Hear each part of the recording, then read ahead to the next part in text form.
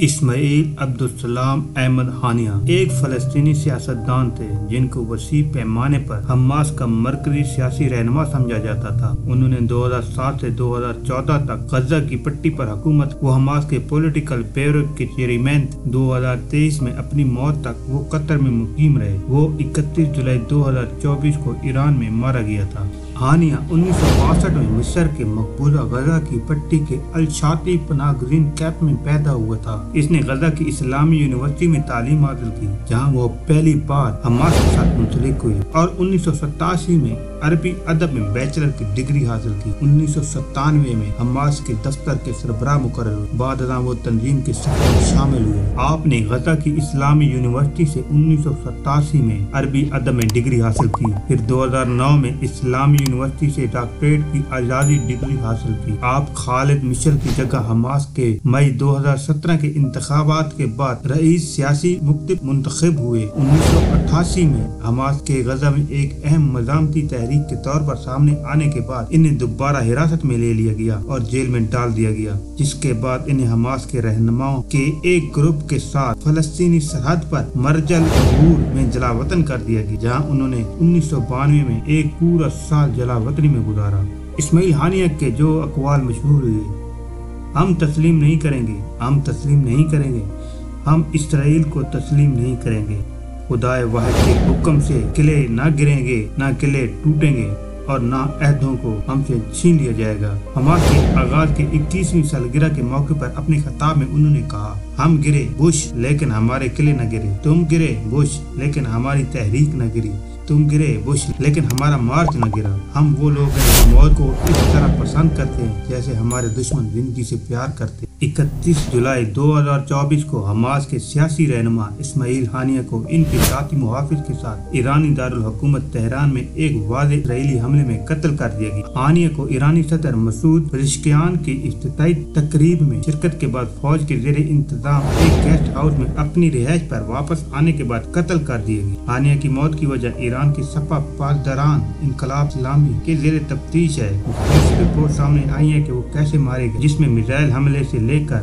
IRGC کے زیر انتظام گیسٹ ہاؤس میں ان کے بیڈ روم میں پایا گیا ایک ریموٹ دھماکہ خیز مواد تک شامل ہے۔ تجزیہ کاروں کے مطابق اس قتل نے سیکیورٹی کی اہم خامیوں کو بے نقاب کر دیا۔ تحقیقات کے نتیجے میں 2 درجن سے زائد افراد کو گرفتار کیا گیا، جن میں سینئر انٹیلیجنس اور فوجی حکام کے ساتھ ساتھ گیسٹ ہاؤس سے عملہ بھی شامل ہے۔ ہانیہ 1987 میں تنظیم کے قیام کے بعد سے حماس کے اندر ایک نمایاں شخصیت تھے۔ اس سے قبل وہ فلسطینی قومی عملداری کے وزیر اعظم اور غزہ کی پٹی میں حماس کے سربراہ کے طور پر خدمات انجام دے چکے تھے۔ 2017 میں وہ حماس کے سیاسی بیورو کے سربراہ منتخب ہوئے۔ ہانیہ اسرائیل حماس جنگ کے آغاز کے بعد سے ہلاک ہونے والے حماس کے اعلیٰ ترین سیاسی رہنما تھے۔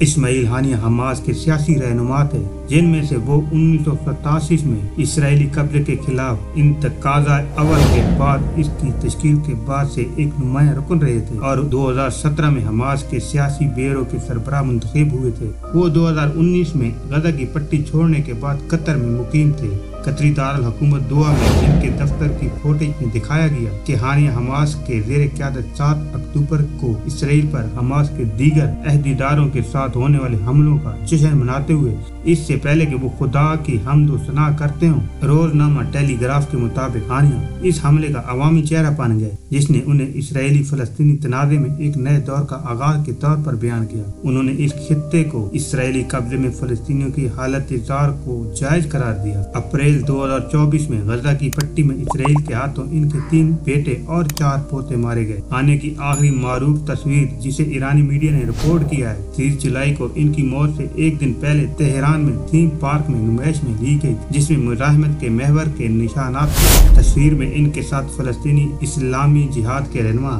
زیاد النخالہ اور مردوں کا ایک گروہ کے ماڈل کے ساتھ پوز دے رہے تھے۔ اسرائیل پر 2023 میں حماس کے زیر قیادت حملے کے جواب میں اسرائیل نے کہا کہ وہ حماس کے رہنماؤں کو نشانہ بنائے گا۔ 2 جنوری 2024 کو حماس کے نائب صالح العروری کو بیروت میں ایک فضائی حملے میں قتل کر دیا گیا۔ 13 جولائی 2024 کو اسرائیل نے حماس کے سربراہ محمد دیف کو قتل کرنے کی کوشش کی۔ اسرائیل کی دفاعی افواج نے 1 اگست کو ان کی موت کا اعلان کیا۔ ہانیہ کی موت سے چند گھنٹے घंटे कबल इसराइल ने बैरूत में हिजबुल्लाह के एक सीनियर रहनुमा फवाद शकर का कत्ल का ऐलान किया। इस्माइल हानिया के कत्ल के इब्तदाई रिपोर्ट ईरान की सपा पासदारान इनकलाब इस्लामी से सामने आई है, जिसने इनकी मौत के हालात के बारे में महदूद तफसीलात फराहम की, जो इसके बेकौल 31 जुलाई के अवाइल में हुई और इशारा किया कि वाक़या ज़ेर तफ्तीश है। हानिया गुज़िश्ता रोज सदर मसूद पेज़ेश्कियान की तकरीब हल्फ़बरदारी में शिरकत के लिए ईरान में थे। इस हमले में हानिया के माविन और मुहाफ़िज़ वसीम अबू शाबान भी मारा गए। हमास के मुताबिक हानिया को इनकी रिहाइशगाह पर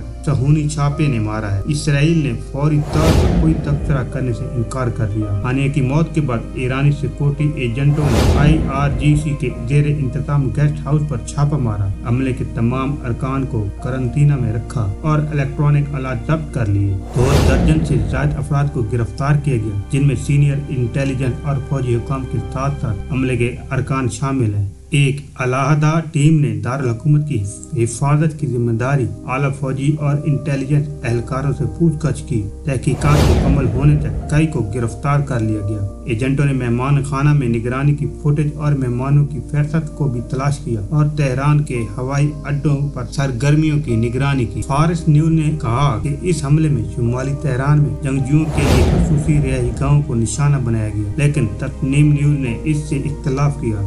अमवाज मीडिया के मुताबिक हानिया को साद आबाद कम्प्लेक्स में कत्ल किया गया, जहां उन्होंने गैर मुतवक्का तौर पर रात गुजारने का फैसला किया था।